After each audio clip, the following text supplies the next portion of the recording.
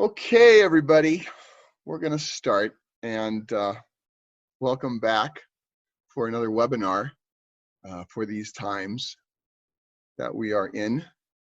And I needed to take a break, but it's good to be back and see you all. And we're going to be talking about Morandi today, and hopefully also touch upon how he may be relevant for us today in these times.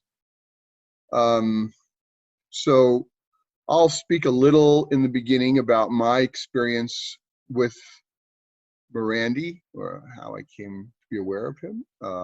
Then we'll look at, I'll be reading from a book by Karen Wilkin. It's a wonderful book. Read a section, and then we'll look at one painting together, and I'll talk about how I understand it and explain some more things, and go from there. You can all go to the, I believe, the top right. If you haven't done a Zoom webinar, it's not really a webinar, this is a meeting room.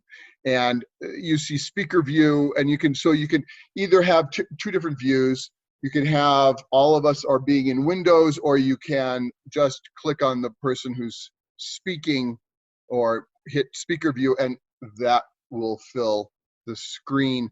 When we move to screen share, which I'll be doing, we'll be looking at slides, that will sort of take over the situation. Okay, I'm recording this, and it will be available in a few days. So I'm going to move to speaker view. And I believe that will be in the recording. There we are. Good. Okay. So I first became aware of Morandi and his work. I must have been 20. I had this wonderful teacher, Patrick Ahern. It was maybe my second painting class in college. And I don't know what the context was, but he mentioned Morandi, thought I'd be interested. And there was this book in the library, and it was in Italian. It was a big, thick book. And, you know, it was back in the day when, you know, each reproduction had its own, you know, little, it was a lift off of the page. They were inset, you know. And I was just mesmerized by these quiet, almost nothing little still life paintings. And then, you know, the years went on. I mean, I did my paintings of bottles and, you know, influenced by him. And maybe it was back in 2001. There was a retrospective in Paris. I was living abroad, and I had the chance to go to Paris, and it was at the Museum of Paris, a municipal museum, big retrospective of his work. And it just floored me. It just knocked me out. Somehow these little, quiet, still life paintings, muted colors, had this phenomenal power.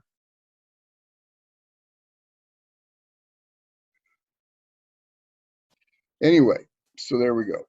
Okay. That's why I'd like to get back to Morandi and talk about him today. I think he's helpful, actually.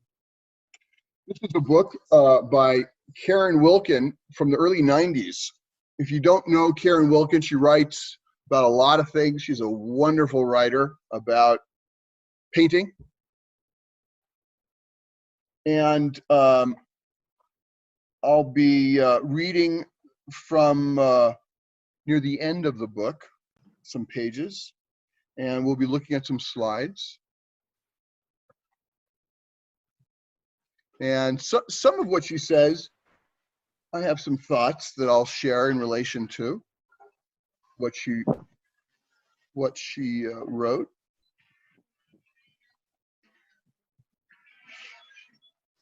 Okay. So I'm going to move now to a screen share, and where is it? Oh dear, it's not giving me. Okay, let's go back to here, nope, here, this one. There we go. That should now come up. Let's go to, I have to close this. Nope, close it, share, there we go. Okay, and hopefully you are now seeing this image. Great. So I'll be flipping through these images as I read. In 1920, Morandi visited the 12th Biennale in Venice. So he was born in 1890, so he's 30 years old at the time. He lived from 1890 to, I think, 1964. In 1920, Morandi visited the 12th Biennale in Venice, where the French pavilion included a room with 28 works by Cezanne.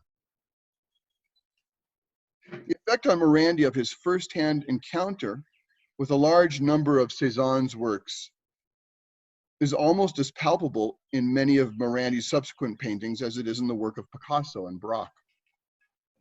Following their experience in 1907 of the large Paris exhibition mounted to honor Cezanne's death the previous year.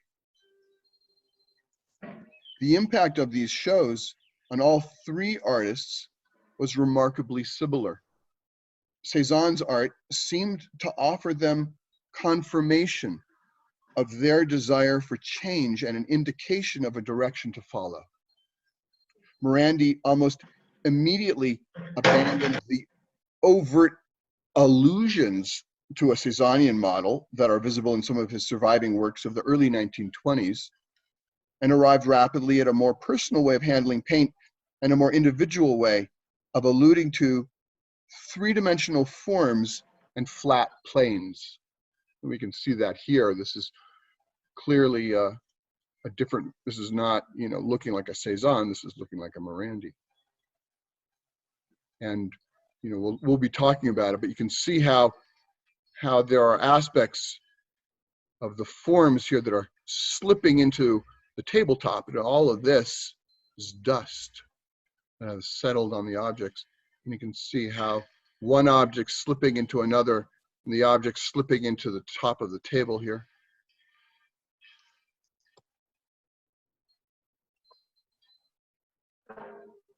In many ways, however, the boundaries of what European critics would call his inquiry over the next 4.5 decades were already delimited by pictures like the Dusseldorf still life.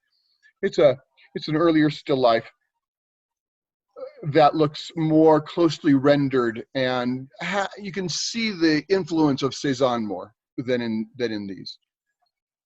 They showed his desire, like that of Cezanne, to transform the intimate into the monumental, the ordinary into the absorbing, through painterly and pictorial invention.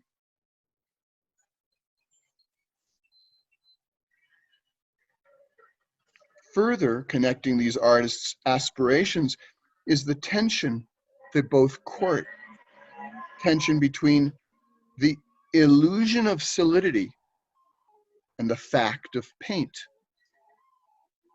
between reference to intense perceptions of the variousness of the existing world and an equally intense awareness of the unchanging actuality of the painting's flat surface. Please check if you are unmuted. Please mute. We are getting feedback. Can everyone please check? Thank you very much. Whether his nominal subject is still life, landscape, or urban roofscape, the qualities of the best of Morandi's post-metaphysical pictures persist for the rest of his life. Material and emotional density, solemnity, frontality, hermetic self-sufficiency, and unpretentiousness. All qualities that can be ascribed to the work of Cezanne. And as in the work of Cezanne, the driving force behind Morandi's pictures often seems to have been the sheer power of scrutiny, as though the act of looking were an act of possessing, of wresting deep feeling from apparently neutral subject matter. And I deeply agree with Karen Wilkin in that the driving force in his pictures is his experience of perception. I'm not so sure about the act of looking as an act of possessing, as much as the act of looking as a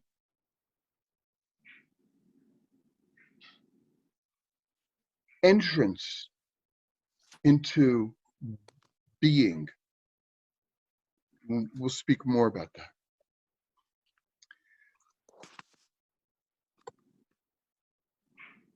Morandi's themes, and to a large extent his style, were essentially established by the time he was 30. For the rest of his life as an artist, he remained committed to exploring a deliberately limited territory in a nearly obsessive investigation of perception that produced images at once remarkable for their repetitiveness and for their subtle variation, but for all the conscious narrowing of his field of inquiry, for all the rigorousness of his self-imposed restrictions. He had no single way of making a picture. It often seems as though he were testing the limits of representation, now vigorously modeling and separating forms from one another and from their setting, now translating forms and setting alike into broad, uninflected passages of paint. It even appears that each new picture, each new set of visual phenomena, no matter how familiar, elicits from him a different touch, a different way of orchestrating color. In fact, the more closely we look at Morandi's art, the more images we examine, the more individual each picture seems.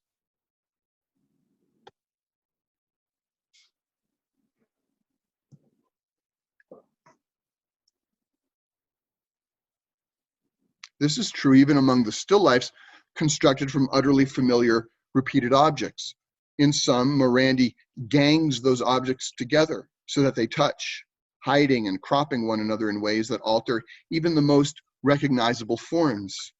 In others, the same objects are treated as distinct individuals, gathered on the surface of the tabletop like an urban crowd in a piazza. In still others, objects are pressed and staggered like the buildings of a town on the fertile Emilian plains. In Morandi's closely linked serial still lifes, apparently identical groupings of familiar objects, altered by the addition or subtraction of a single element, the presence or absence of one more bottle, one less box. As casually placed as an afterthought, can serve not only to completely shift the dynamic weight and the spatial logic of a given composition, but to change its color harmonies and even the entire proportion of the picture. We've got some landscapes here, but maybe I'll go back to them and skip forward to, let me go back. Here we go. Okay, we'll go back to landscapes in a minute.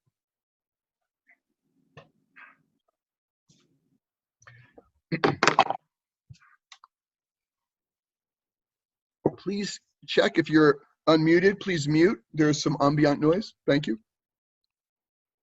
At first glance, Morandi's objects appear to be the detritus of domesticity, a collection of things once in daily use but discarded, either because they have suffered some kind of damage or because their contents have been exhausted.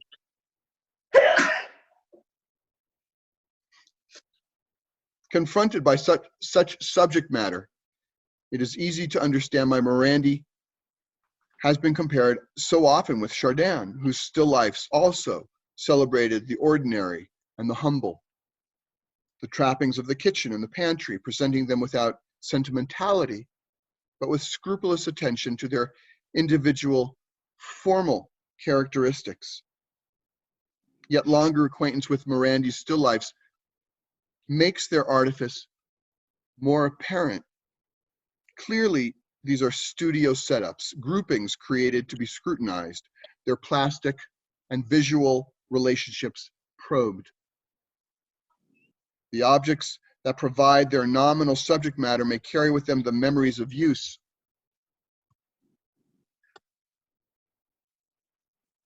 But it may not be the memory of use within the artist's own household. Neither are they sturdy peasant artifacts, nor the decayed relics of aristocracy, but rather generic flea market finds, essentially neutral objects, the leftovers of countless working class and middle class households like Morandi's, that until recently were the staples of northern Italian street markets.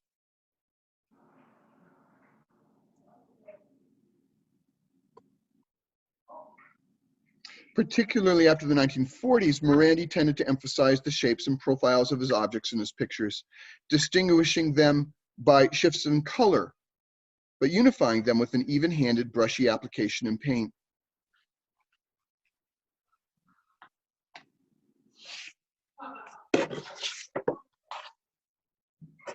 In some drawings and watercolors, in fact, he recorded shapes between objects rather than the objects themselves. Yet it is clear that from the objects that he hoarded in his studio, that he often selected his subject matter as much for tone and texture as for form. The vases are opaque opaline glass or ceramic, dulled by age and dust, matteness, dullness, and neutrality obviously counted a good deal for Morandi.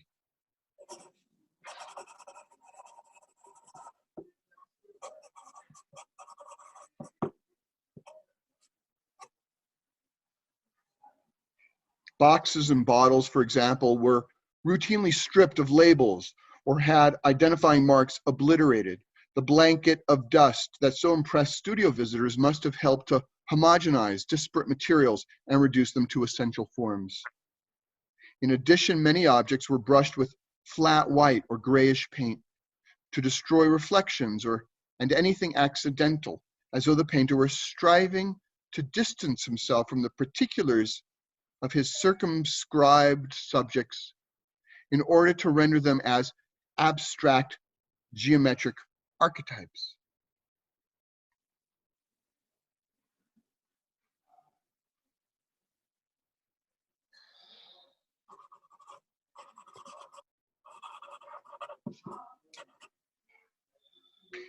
In the same way, Morandi's landscapes, we'll go back to some of those.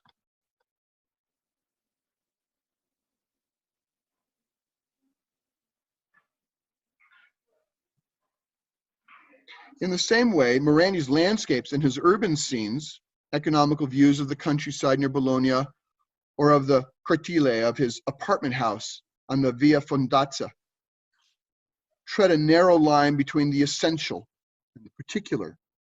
Some of the landscapes have the suddenness, instability, and rightness of an unexpected view from a moving train.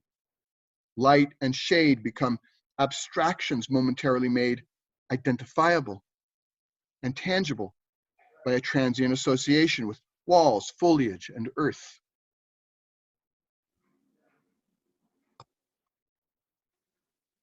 A narrow register of grayed, pearly tones, like the rock-solid constructions of these pictures, simultaneously pays homage to Cezanne and evokes the special character of the Emilian landscape, the moist, hazy lights of spring and fall, the dusty, baking sunshine of summer, the elementally solid farmhouses, the dense rows of silvery juniper, the harshly plowed fields. The landscapes are soundless, distant, almost dreamlike. But there is nothing sentimental about the painter's view of modern Italy. There is no nostalgia for an idyllic past. Power pylons dominate a bare-bones landscape from 1940, now in the Museo Morandi, Bologna, and the arc of the wires echoing the swell of a gray-green field in the foreground. Television antennae and electric wires provide an excuse for subtle, delicate mark-making that mediates between sky and roofline in a series of Via Fondazza paintings of the late 1950s. So here we can see the TV antenna, and again here. And I was really struck by Kieran Wilkin describing his engagement as not nostalgic, right? He isn't trying to, there's nothing sentimental about these as much as they are participating in clearly a long tradition of painting. There's something upfront, current about them.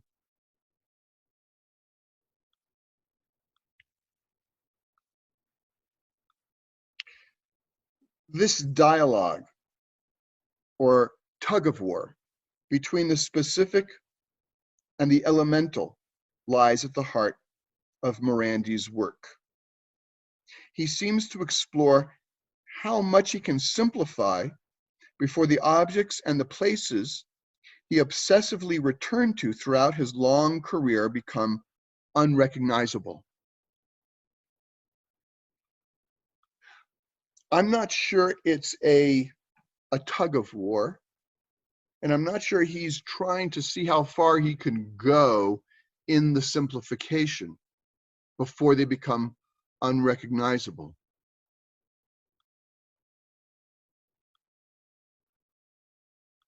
It seems to me that there is a experience he's having with the situation that he's perceiving.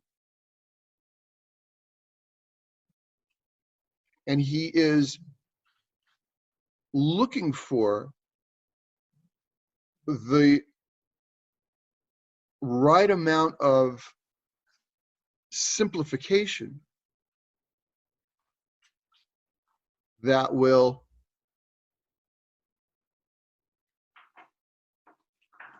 give him access or describe in the painting the access that he is experiencing through his perception. I'll try to explain that more as we go on. There's something, his perception is acting like a doorway for him, and he's trying to find the right means of expression, the right amount of simplification and specificity, like dialing that in, the right proportion of each, so that the image gives rise or follows the experience he's having, that he's finding through his perception.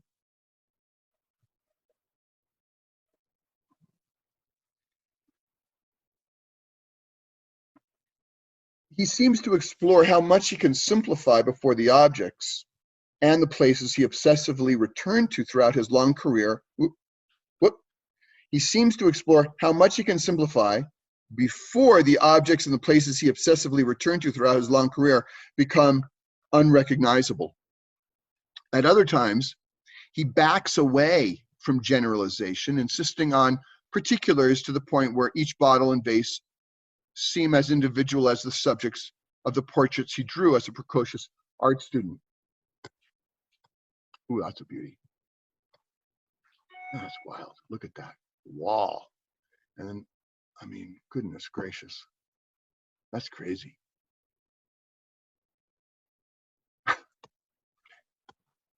and that one. Okay, let's go a little forward to, okay, let's see. In his prints and drawings, the pendulum swings from near naturalism that gives full weight to the complexities of three-dimensional illusion to near abstraction that suppresses the non-essential and reduces forms to disembodied outlines.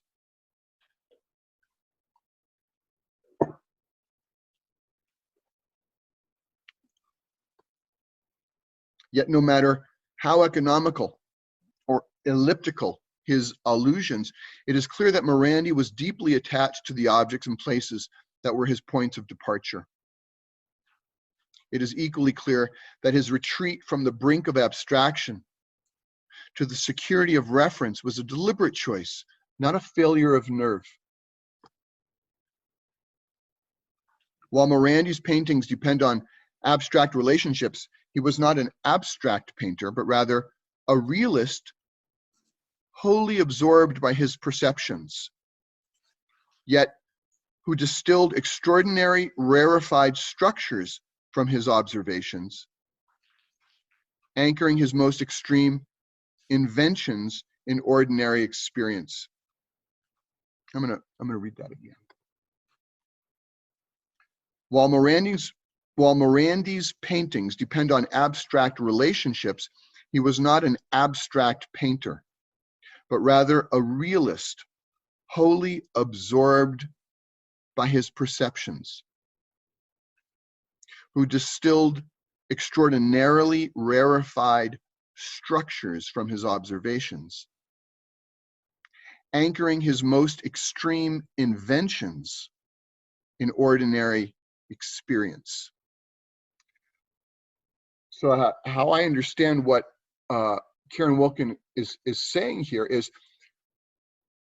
Morandi had these radical inventions in painting, and he anchored them in his ordinary experience. They came about through his looking. No, that's what I'm saying. I have a sense that these radical inventions, he came to them because of the force of his experience. It wasn't that he wanted to invent something radical and then was looking for a way to anchor them in his perception. It was through his perception that he somehow needed to find some kind of way of expressing that, and that led to his radical invention.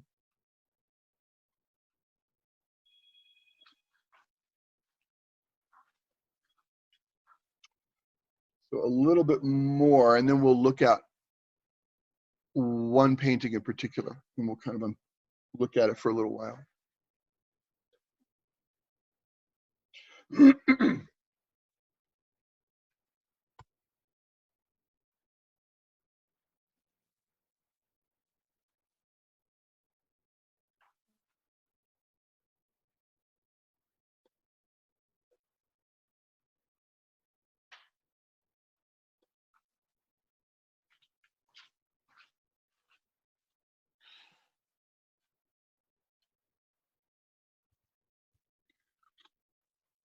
Even as a mature, internationally admired figure, Morandi made an effort to inform himself about what his younger contemporaries were doing.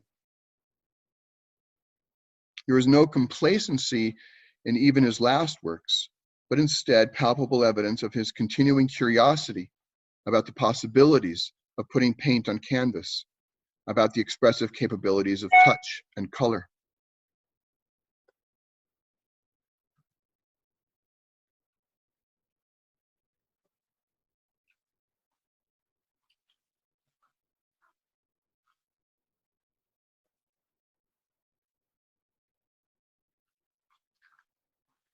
He seems never to have settled comfortably into a manner, however clear he was about his own direction and his particular preoccupations, but continued to test himself against both his chosen ancestors and his new challenges.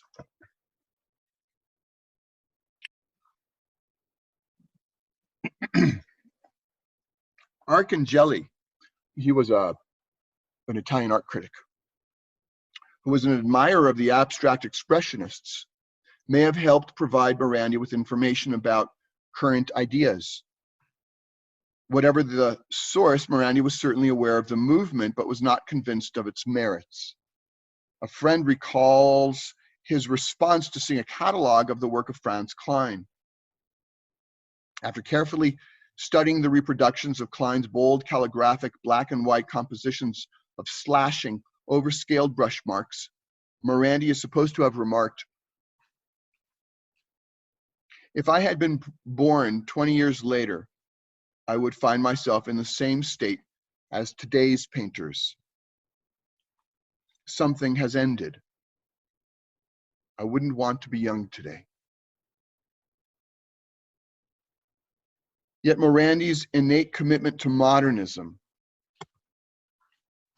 like his evident commitment to adventurousness in painting, was deeply ingrained.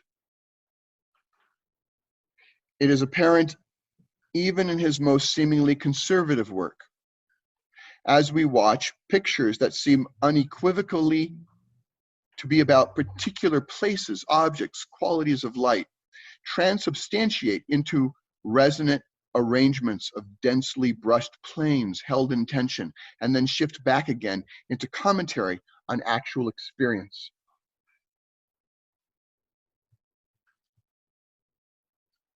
What came up for me reading this, the first line here, yet Morandi's innate commitment to modernism, like his evident commitment to adventurousness in painting, was deeply ingrained.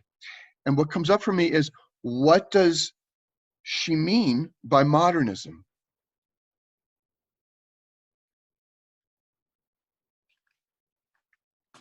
Certainly there is when we look at let's say the end of the 19th century, or go back to the beginning of the 19th century, through the 20th century, there is an experimentation formally. There is an adventure in formal invention and experimentation. But it seems to me that the real core of that is a commitment to human experience, human freedom, and the willingness to experiment formally in relation to that. But that's the core of modernism. The commitment to human freedom and the accompanying need to experiment in order to give form to that freedom, expression to that freedom. Not in conceptual terms, but in experiential terms, the experience.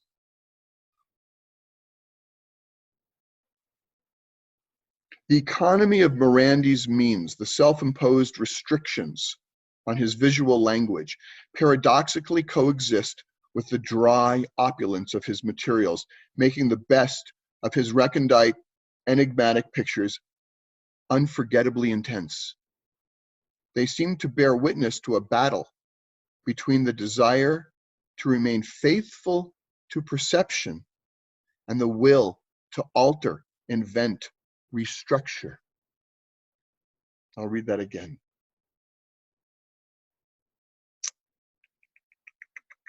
They seem to bear witness to a battle between the desire to remain faithful to perception and the will to alter, invent, restructure. It seems to me, again, I don't sense a battle going on here. Rather, the inventiveness or the will to alter, invent, restructure comes out of, is propelled by his perception. So that his desire to remain faithful to his perception brings forth the alterations. They're not really alterations, they're expressions of his perception.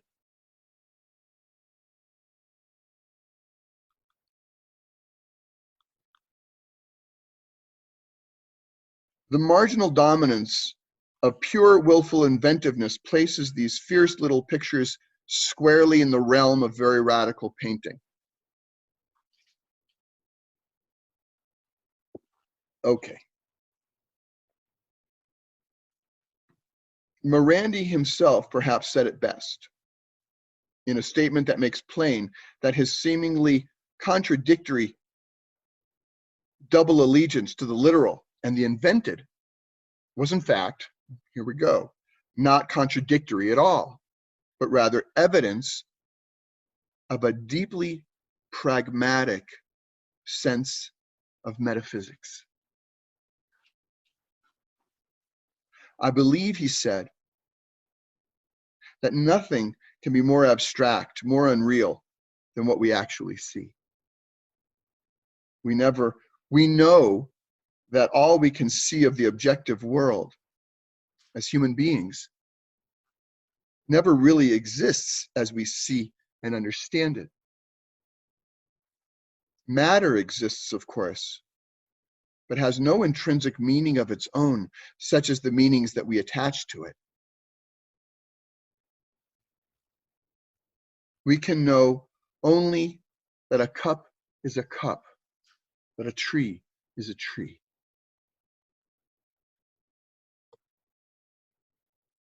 So I'd like to, we'll come back to that last quote. I'd like to unpack it a little bit.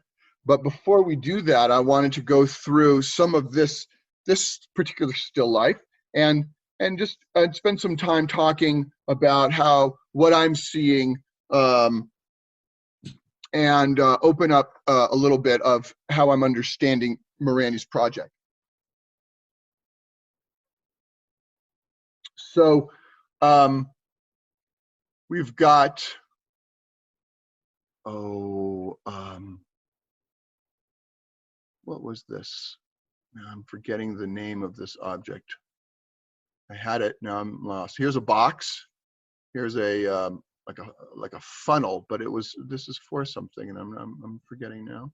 Here's a pitcher in the back. Over here, there's some kind of vase, another odd-looking, curious vase, and a short little bottle, right? And on some oddly shaped table. And as we look at this little kind of huddled group of objects, so let's see here. We've got this shadow here, and it kind of comes along here, and then it sort of slips into the box behind. And then we've got the handle of the pitcher, but right up against where the top of the funnel is. And so this is a kind of a curious shape that's being made here. The top of the pitcher, which is behind everything, kind of slips into the vase at the top here. The top of this vase seems to have something going across it that slips into this object. Down here, this object's the base slips into the table. I'm not sure what this little reddish area is. Seems to be a shadow, but I'm not sure of what. This guy has a curious little kind of indentation here,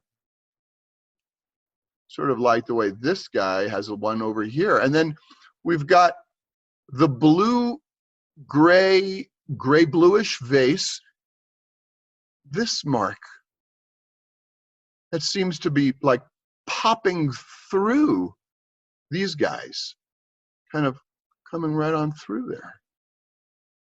So that what ends up being background sort of starts to intrude in here. So that what starts at first to be a very kind of settled situation, as I look at it, starts to slowly jumble, and what is behind starts to impact what's in front, and they kind of slowly jostling with each other.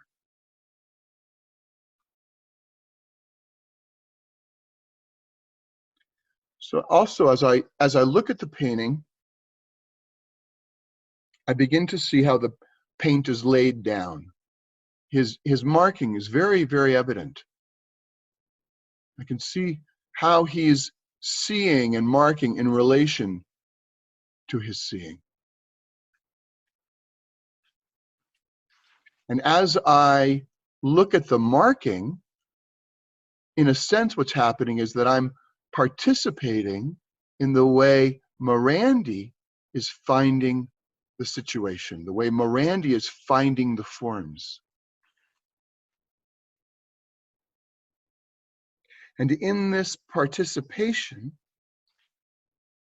I begin to encounter the feeling tone of the making. There is a feeling to the way it's made. And in the feeling tone of the making of the image, I find being.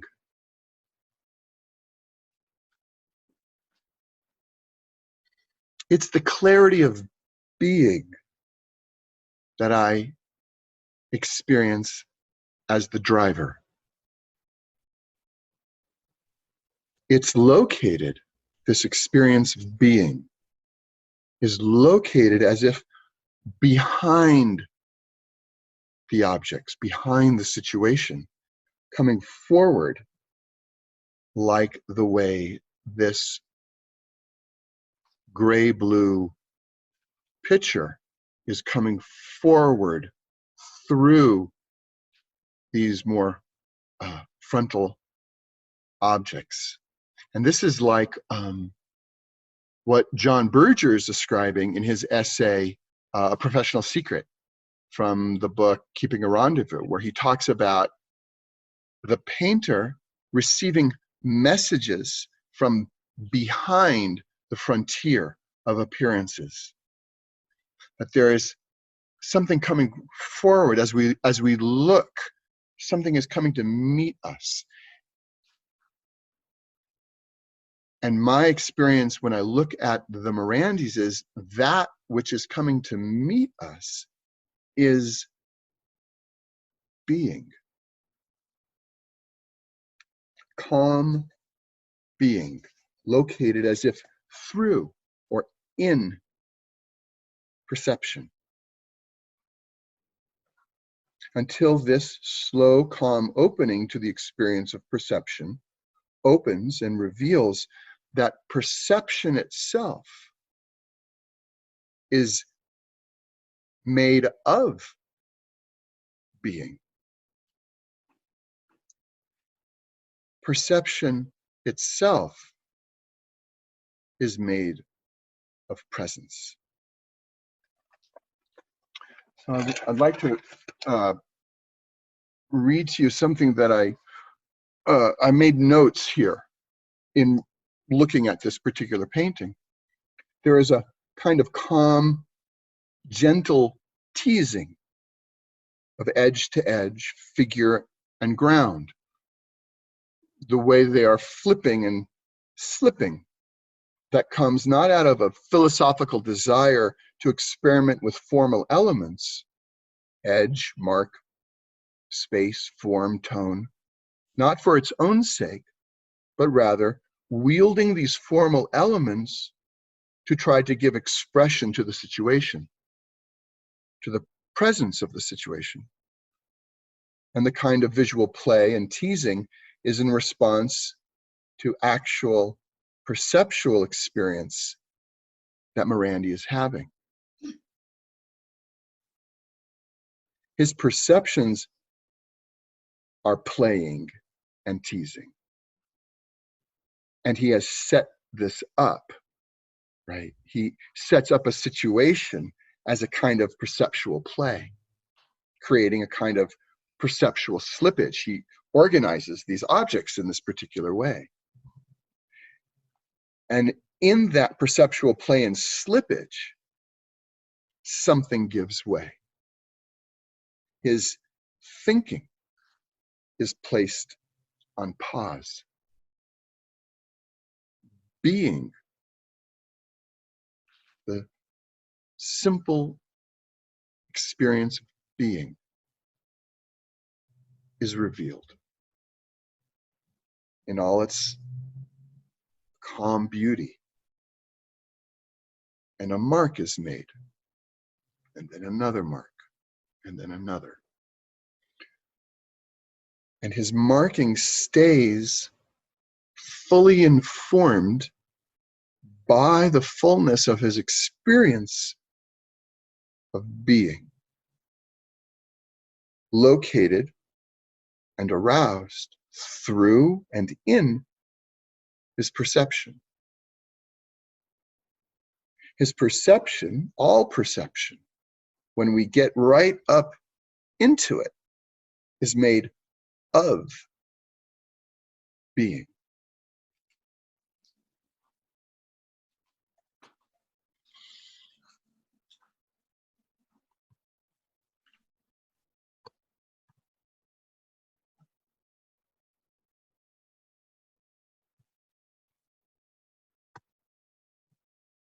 So, I'd like to come back to that last quote that she brings. It's a stunning quote.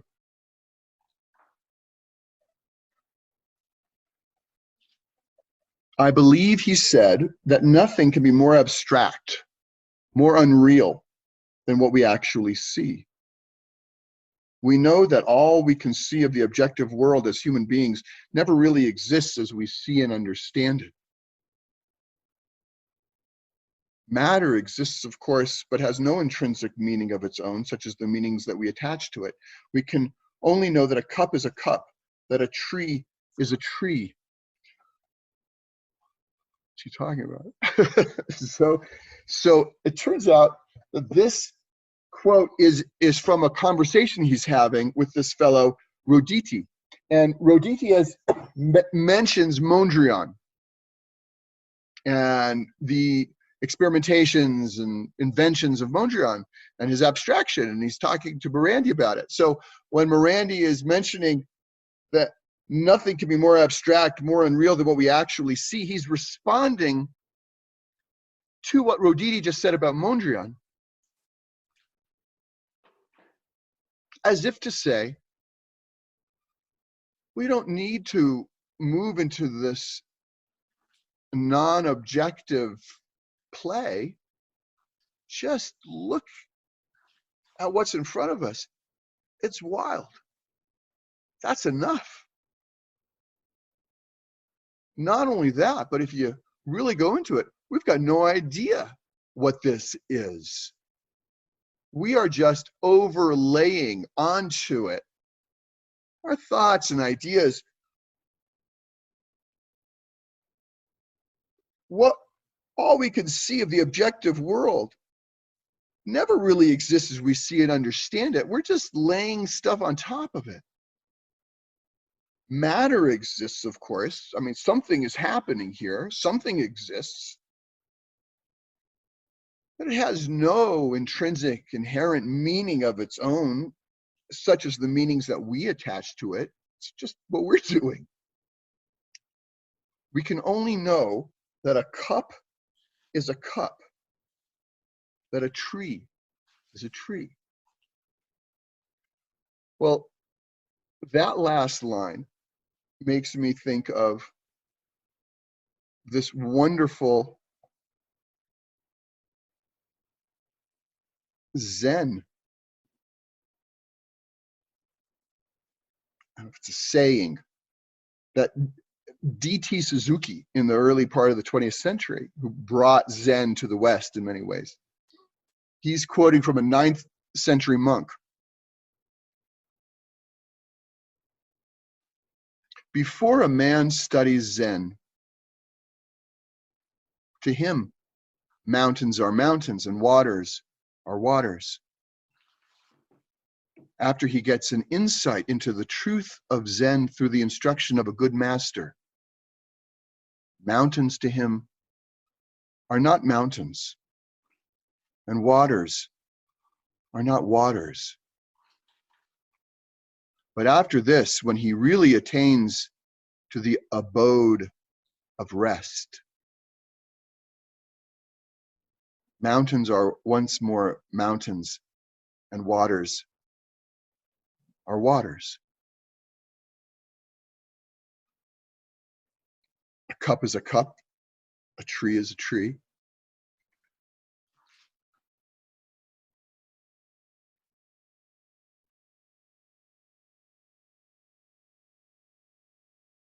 I don't think, Morandi studied Zen. I mean, I don't, but there's some place of being for Morandi. There's something that painting, a kind of a life practice of a way of experiencing life, of existing, of being, that painting gives him, that he maintains through the work, so that when we receive his painting, when we look at his painting, they function like settling us into our own reception, our own sense of being, simple being here, being in my life, being here now. I was listening yesterday to a talk, and I really had the sense that he was speaking very much to the sort of thing that I experience and sense with Morandi's work. And this is from a talk by Rupert Spira from last October 2019. He said, at some point, experience loses its capacity to take us away from ourselves. Experience loses its capacity to veil the knowing with which it is known. Right? Morandi is experiencing his perception. He's looking at these objects. He's looking at the landscape. But the objects, the seeing, it's not getting in the way of his knowing of the situation, his awareness. In fact, his seeing, his perception,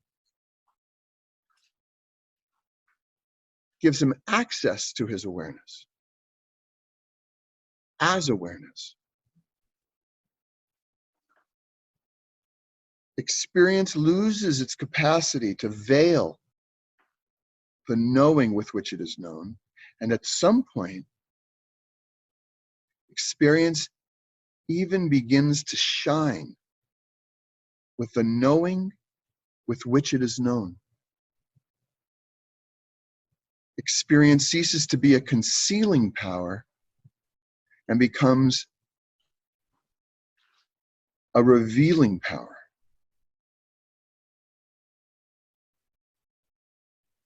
Everything is seen to shine with the knowing of it. Look at a Morandi.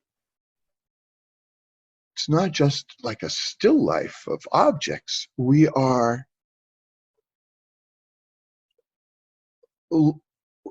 somehow he is able to give expression, form to the sheer knowing of it, so that when we stand in front of a Morandi, we are returned to our own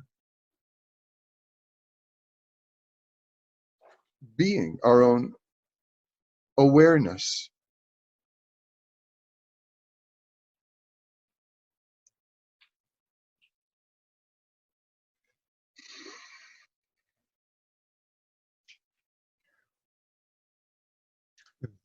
That, it seems to me,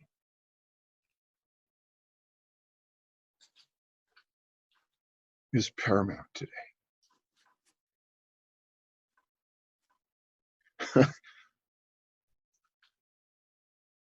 My goodness, the times we are living in.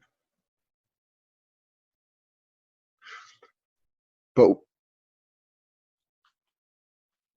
we have we always have the ability, the choice, the access to our simple being here and grounding in that. And those of us that draw and paint, those activities can function as like catalysts, like it's a practice, and they can return us to sanity, goodness.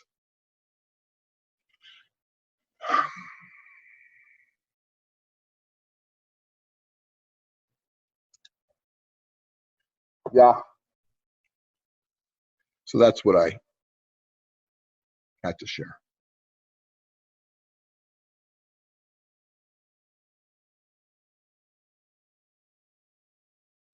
Well, we've got a few minutes if there are any questions or thoughts, or if anyone would like to share anything before we wrap up. Like, unmute yourself and say hello. And bravo, Jordan. Thank you. Who said that?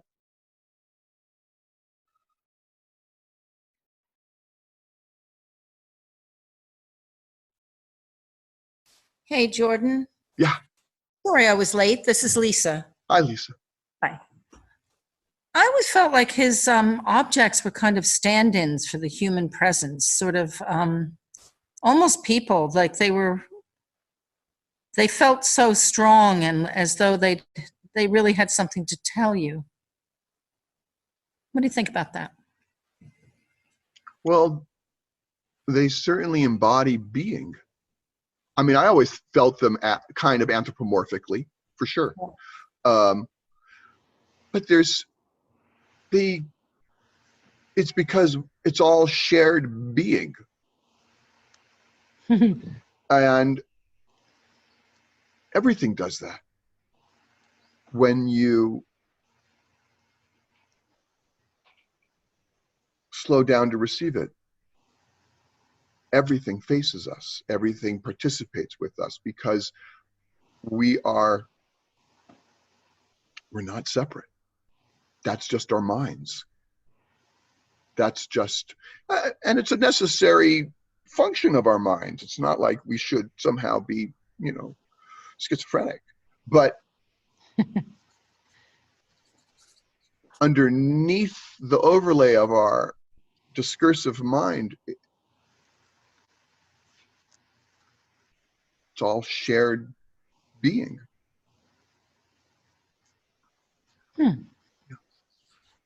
Thank you. That was a nice thought.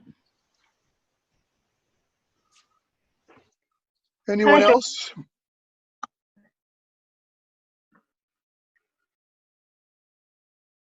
All right. Can you hear me? Yeah, who's there? Oh, hi. This is Stacey. Hi, Stacey. Hi. I'm joining from the UK. Oh, sweet. So thank you for that talk. I wasn't familiar with Morandi's work. But it does seem to me, looking at his paintings, that he is intentionally trying to break conventions. You said, I think, that you thought he wasn't doing it intentionally, or that he was just using his perception as a vehicle. But it does seem to me like he's breaking all the rules that I was taught. Yeah, well, he's certainly aware of it. And there's certainly a desire to experiment and invent. He is a person of his time. And there's a back and forth. But it seems to me that as much as he is aware of his inventiveness, aware of the abstraction, all of those plays, the real driver of the whole project is a deeper human experience that he is looking, that moved him, that motivated those inventions. And then he uses them, and they come back to play. It's a back and forth.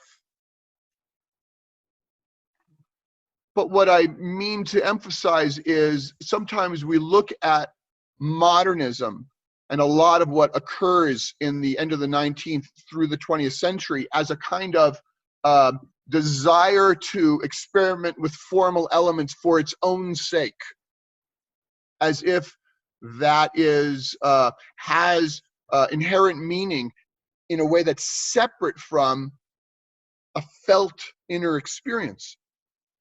And I think that's a philosophical attitude that's interesting, but the energetic experience of a Morandi is so powerful. It's not driven from a philosophical standpoint or a desire for formal invention for its own sake, although clearly he's aware of it and using it. It's coming from a deeper driver than that. That I agree with, yeah. Yeah. Thanks. Yeah, welcome. Jordan. Yeah. It's Doron. Is there another word you can say instead of being that will explain it? Well, awareness, being, I mean simple being. I don't mean complicated being. Like it's a Sunday, I've got nothing I need to do. I'm out lying on the grass, it's a sunny day, and I'm hanging out, and I'm just being. Easy. Just easy. And there's a clarity of that experience in Morandi's work.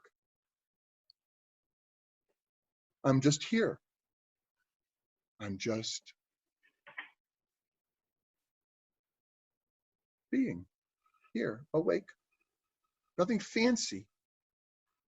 It's underneath all the thoughts and the feelings and the drama and the experiences and all this stuff is just being here. And he's able to stay there as he's painting. And they deliver that when we look at them and receive them. That's why he maintains this very simple life. It's a practice. It's a monastic practice for him. He maintains that simplicity because his painting demands it. He can't do it otherwise.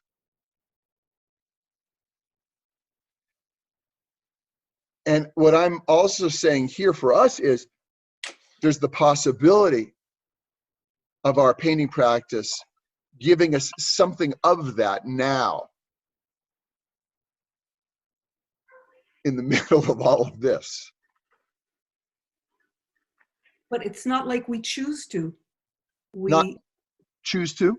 We can't choose it. It's just incandescence.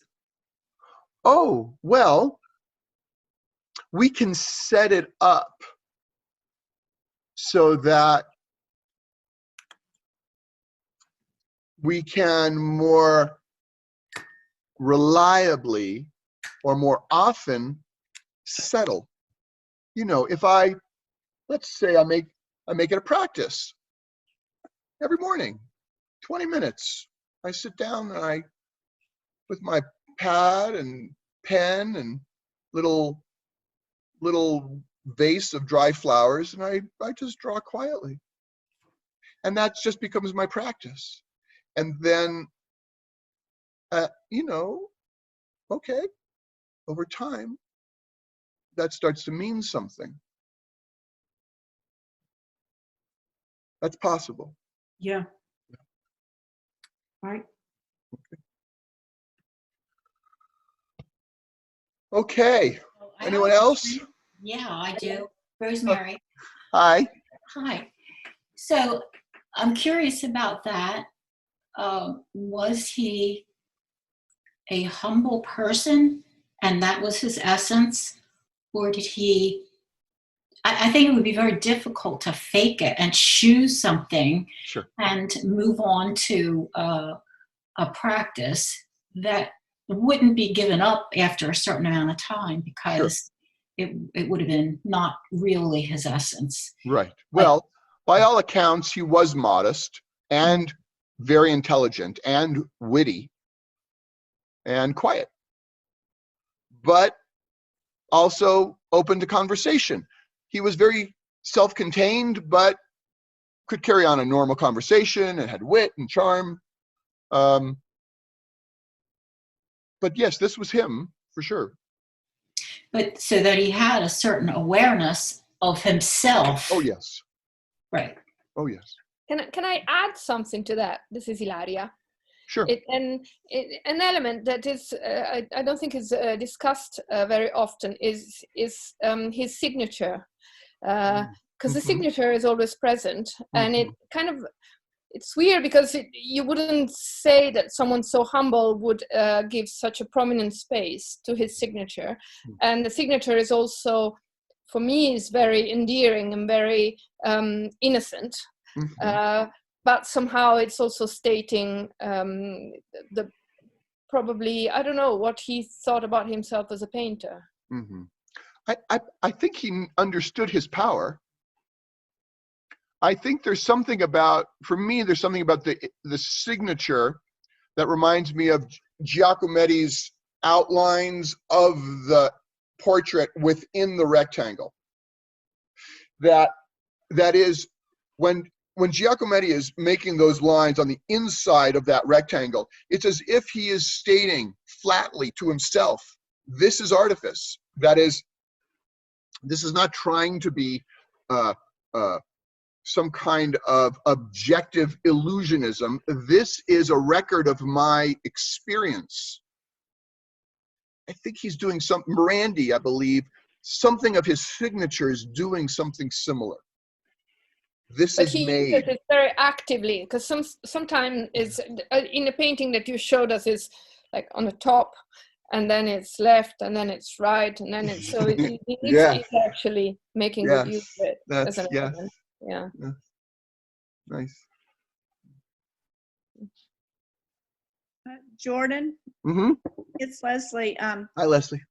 I'm really struck by how different the brushwork is across these paintings. Yeah. Like, sometimes it's very thick and very careful, very refined and polished, and sometimes it's just brushy and, you know, and almost and clumsy in some of them. Yeah. Which I don't mean that in a bad way, and I know he's right. not. I understand. It's a clumsier looking application, you know. But I wonder, is that stages of his are those things produced at different times, or is it I that think every so. time he approaches, Yes. feel like When I look movies in? through the books, I mean, there are certain years where it changes to some extent, but more we're looking at a range of over like 40 years. His handling of the paint changes, even as his, the last years it's very, very thin. Yeah. The middle years it's thicker, but you see the hand. Earlier, almost slower paint application. Okay. Yeah. Thank you. Yeah. Anyone else? Jordan, I have something. Yeah. I've been listening to John Kabat-Zinn recently, and he's about Mary? mindfulness. Mary. What? Hi, Jordan. About mindfulness and awareness. Yeah. And I was just out painting this morning, and what he suggests is that we be in that state of mindfulness all the time, not just when we're practicing, but all the time. And for me, when I was out painting, I was wanting to bring that idea that you're talking about, I think, with Morandi, about painting what you are, being in a state of awareness.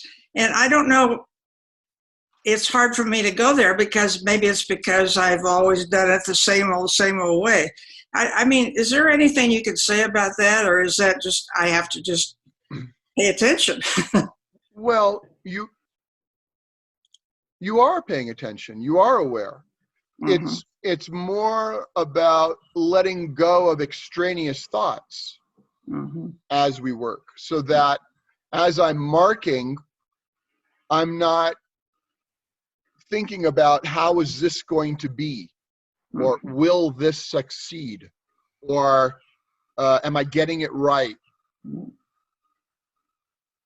But as I mark, I'm just simply in my touch and visual perception, which we are doing, but we get all kind of, it gets complicated in our heads, and we're kind of split, and then our attention gets split, and then the energy that's in the mark isn't quite simply in the mark. When we look at a Morandi, his touch is so right there. Yeah. That makes sense. Okay. Yeah. Thank you. Yeah. Yeah. Okay. Well, lovely seeing you all. Thank you. Yes, a real pleasure. And thank you for joining me. Thank you for the donations. It's very helpful. I deeply appreciate it. And I am thinking about Titian maybe in a couple of weeks. Yeah, good. So I will keep you all posted.